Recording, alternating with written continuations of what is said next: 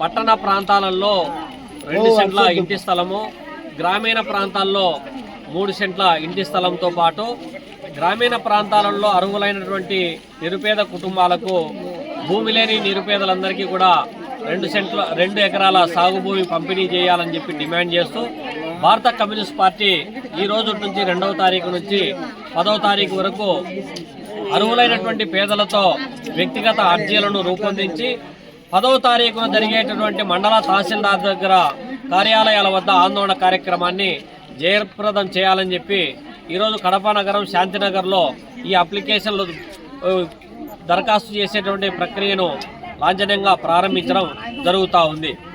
పాలక ప్రభుత్వాలు ఎన్నికల ముందు ఇండ్లు ఇస్తాం, ఇంటి స్థలం ఇస్తాం, రేషన్ కార్డు ఇస్తాం, పెన్షన్ ఇస్తాం, మౌలిక సదుపాయాలైనటువంటి రోడ్లు, కాలువలు, వీధి లైట్లు, 24 గంటలు నీళ్లు అందిస్తామని చెప్పి గొప్ప గొప్ప మాటలు చెప్పి ఓట్లు దండుకోవడము, అధికారంలోకి వచ్చిన తర్వాత పేదల సమస్యలను పూర్తిగా విస్మరించడం జరుగుతూ ఉంది. గత 5 సంవత్సరాల జగన్మోహన్ రెడ్డి పాలనలో ఇండ్లు, ఇంటి స్థలం అంటే జగనన్న కాలనీల పేరుతో పెద్ద ఎత్తున ఊదరగొట్టి ప్రచారాన్ని చివరకు వచ్చేటప్పటికి కేవలం 1 సెంటు జాగా, అది కూడా పట్టణ ప్రాంతాలకు సుదూరంగా 15 కిలోమీటర్ల దూరంలో, ఆమె దూరంలో ఎలాంటి రవాణా సదుపాయం లేనటువంటి ప్రాంతాల్లో విసిరేసినట్లు పేదలను ఆ విధమైనటువంటి కాలనీలు కట్టించున్నామని చెప్పి అది కూడా పూర్తి కానటువంటి పరిస్థితి ఇవాళ చూస్తూ ఉన్నాం. కానీ అప్పుడు ఆ నిర్మాణం సరిపోదు, 1 సెంటు సరిపోదు. ఆ ఇంటి నిర్మాణానికి అయ్యేటటువంటి 1,80,000 ఇంటి నిర్మాణం పూర్తి కాకముందే అప్పుల ఊబిలో కూరుకుపోయి దాన్ని తాకట్టు పెట్టి అమ్ముకునేటువంటి పరిస్థితి ఉంటుందని చెప్పి అప్పట్లో ప్రతిపక్షంలో ఉన్నటువంటి చంద్రబాబు నాయుడు గారు తాను అధికారంలోకి వస్తే ఖచ్చితంగా పట్టణ ప్రాంతాల్లో 2 సెంట్లు, గ్రామీణ ప్రాంతాల్లో 3 సెంట్లు ఇవ్వడంతో పాటు 4 లక్షల రూపాయలు ఇంటి నిర్మాణానికి ఇస్తానని చెప్పి చెప్పడం జరిగింది.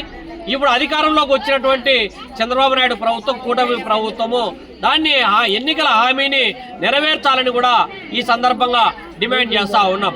అధికార యంత్రాంగం పదే చెప్తా ఉన్నటువంటి ఆ అంశాలు ఏమంటే, పేదలు పోయి ఇంటి స్థలం కోసం దరఖాస్తు చేసుకుంటే ఇంటి స్థలాలు ఏడుండాయి, భూములు ఏడుండాయి అని చెప్పి పదే 2 సెంట్ల ఇంటి స్థలం ఇవ్వడానికి నిరాకరిస్తూ ఉన్నటువంటి అధికార యంత్రాంగం ఎవరైతే ఉన్నారో, విలువైనటువంటి ప్రభుత్వ వంక, వాగు, చెరువు, రస్తా, అసైన్డ్, దేవాదా, ఈనాం, వక్ఫ్ బోర్డు, శ్మశానాలు కూడా వదలకుండా ఆక్రమించుకొని అమ్ముకొని సొమ్ము చేసుకునే డీకేటీ మాఫియా నాయకులకు ఇవాళ రెవెన్యూ అధికారులు, తహసీల్దార్లు, ఆర్డీఓలు, పై స్థాయి అధికారులు ప్రత్యక్షంగా పరోక్షంగా సహకరించి వాళ్లకు కొమ్ము కాసేటువంటి పరిస్థితిని మనం చూస్తూ ఉన్నాం.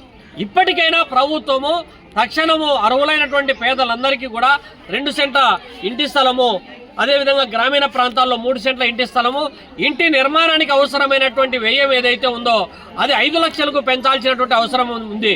ఇవాళ ఇంటి నిర్మాణానికి అవసరమైనటువంటి ఇసుక, సిమెంటు, స్టీలు, ఇటుకలు, కూలీ రేట్లు అమాంతం పెరిగినటువంటి నేపథ్యంలో ఇంటి నిర్మాణం పూర్తి కాకుండానే 5 రూపాయల వడ్డీకి, 10 రూపాయల వడ్డీకి తెచ్చి అది పూర్తి కాకుండానే తాకట్టు పెట్టి అమ్ముకునేటువంటి ఘటనలు జరుగుతూ ఉన్నటువంటి నేపథ్యంలో ఇప్పటికైనా 5 లక్షల ఇంటి నిర్మాణానికి అవసరమైన వ్యయాన్ని ఇవ్వాల్సినటువంటి అవసరం ఉంది. అదేవిధంగా శాంతినగరు దాదాపు నిర్మాణం అయ్యి 30 ఏళ్లు దాటింది. ఈ చుట్టుపక్కల ఉన్నటువంటి అటు తిలక్ నగరు, ఇటు ఆర్కే నగర్ కంటే ముందు నిర్మాణమైనటువంటి శాంతినగర్లో ఇవాళ సమస్యల సుడిగుండంలో ప్రజలు ఇబ్బంది పడిపోతూ ఉన్నారు. శాంతినగర్ అంటే ఇవాళ అశాంతికి నిలయంగా మారినటువంటి పరిస్థితిని మనం చూస్తూ ఉన్నాం. గత ప్రభుత్వంలో మేఘాల మీద ఈ పక్క కాలువ ఆక్రమణకు గురైంది, నీళ్లు పోవట్లేదని చెప్పి ఉన్నటువంటి ఇండ్లన్నీ కూడా ధ్వంసం చేసి ఆడ పడేసిపోయినారు. ఆ కాలువలో ఇప్పటికేమో నీళ్లు పోయే మార్గం లేక మొత్తం అంతా మురికి కూపం అయిపోయి డెంగ్యూ, చికెన్ గున్యా, మలేరియా లాంటి విష జ్వరాల బారిన పడి ఇవాళ అప్పుల ఊబిలో కూరుకుపోయేటువంటి పరిస్థితిని మనం చూస్తూ ఉన్నాం. పోనీ రోడ్లన్నా పూర్తి చేశారంటే ఎక్కడెక్కడో కడప నగరం లాంటి ప్రధాన కూడళ్లలో వేసిన రోడ్లపైన వేస్తా ఉన్నారు. కూడళ్ల పేరుతో కోట్ల రూపాయలు కుమ్మరిస్తా ఉన్నారు.